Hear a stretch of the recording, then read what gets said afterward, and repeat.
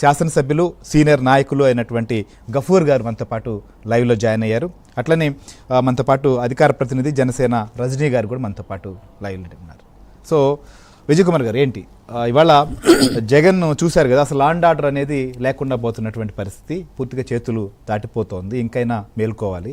ఇదంతా కూడా చేయిస్తున్నది ఎవరు అనేటువంటి అంశం పైన ఆయన చేసినటువంటి కామెంట్స్ కూడా విన్నారు. ఖచ్చితంగా ఇలాంటి పరిస్థితుల్లో పదే చెప్తున్నారు. రెడ్ బుక్ సంబంధించినటువంటి విధానంతోనే ఈ రకంగా లా అండ్ ఆర్డర్ కూడా చేతులు దాటింది అనేది జగన్ ఒప్పుకుంటే, మాజీ ముఖ్యమంత్రి జగన్మోహన్ గారు ఒప్పుకుంటే గత 5 సంవత్సరాల 3 నెలలు, ఇప్పటికి ఎంత అయింది, మేము వచ్చి 2 months అయింది కదా, గత 5 సంవత్సరాల 2 నెలల్లో జరిగిన హత్యలు, జరిపించిన వారు ఎవరైతే ఉన్నారో మొత్తం మీద జగన్మోహన్ రెడ్డి గారు ఒప్పుకుంటే మాకు ఎలాంటి అభ్యంతరం లేదు.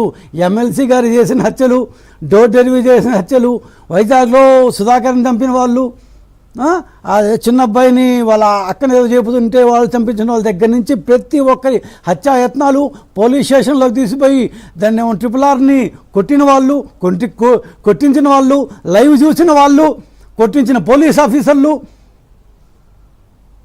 ఎస్పీలు, ఏఎస్పీలు, డిఎస్పీలు రకరకాల మంది ఉన్నారు దీంట్లో. వీళ్ళందరి మీద కేసులు పెట్టి విచారణ చేస్తామని జగన్మోహన్ రెడ్డి గారు మాజీ ముఖ్యమంత్రి హోదాలో కోర్టులో ఒక పిల్లేమని చెప్పండి. మాకైతే ఈ 5 సంవత్సరాలు దీంట్లో జరిగింది ఇలా ఆ యొక్క హత్యల మీద వెనక ఎవరెవరు ఉన్నారో అని జగన్మోహన్ రెడ్డి గారు తెలుసుకోవాలనుకుంటే మాకు అభ్యంతరం లేదు.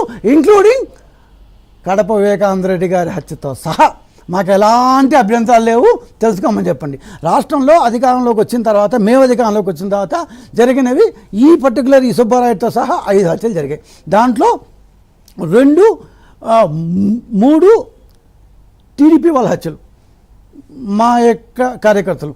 1 వినుకొండలో జరిగింది, ఇప్పుడు ఇవాళ ఇక్కడ జరిగింది, సుబ్బారాయుడు జరిగింది. ఈ వినుకొండ ఈ సుబ్బారాయుడు ఇద్దరిది ఇంతకుముందు పాత కక్షలు, పాత రైవలరీలు ఉన్నాయి. ప్రతి ఒక్కరు తెలిసి వాళ్ళు ఒకే పార్టీలో ఉండేవాళ్ళు, కొట్టుకున్నారు, తిట్టుకున్నారు, రకరకాలు ఆ స్థానిక సమస్యల కోసం రకరకాల ఇష్యూలు వాళ్ళు చనిపోయారు. సో జగన్మోహన్ రెడ్డి గారు ఎదురుదాడి చేస్తే లేదా ఎదురుదాడి చేస్తున్నట్టు నటిస్తే కొంతమంది అన్నా తన దగ్గర మిగులుతారేమో. ఇవాళే పశ్చిమ గోదావరి ఏలూరు అధ్యక్షుడు, మాజీ మంత్రి, మాజీ ఉప ముఖ్యమంత్రి ఆయన కూడా సారీ ఇంక నేను ఉండలేని బాస్ అని చెప్పి వచ్చిన లెటర్ ఇచ్చేశారు. అట్లా ఆయన దగ్గర నుంచి జగన్మోహన్ రెడ్డి గారి కాళ్ళ కింద మట్టి కదిలిపోతుంది. ఆయనకి ఆ విషయం అర్థమైంది కాబట్టి నేనేదో ఎదురుదాడి చేస్తానంటూ 36 మంది చనిపోయారంటూ మాజీ ముఖ్యమంత్రి హోదాలో పచ్చి అబద్ధాలు చెప్పిన వ్యక్తి, ఒక రాజ్యాంగ సంస్థ అయిన గవర్నర్ ఇంటికి వెళ్ళి 36 మంది చనిపోయినారు అని చెప్పి ఇచ్చింది వాస్తవమే కదా. ఆయన ఇచ్చాడు, వాళ్ళ పార్టీ సంబంధించిన వాళ్ళు కూడా అడుగుతున్నారు.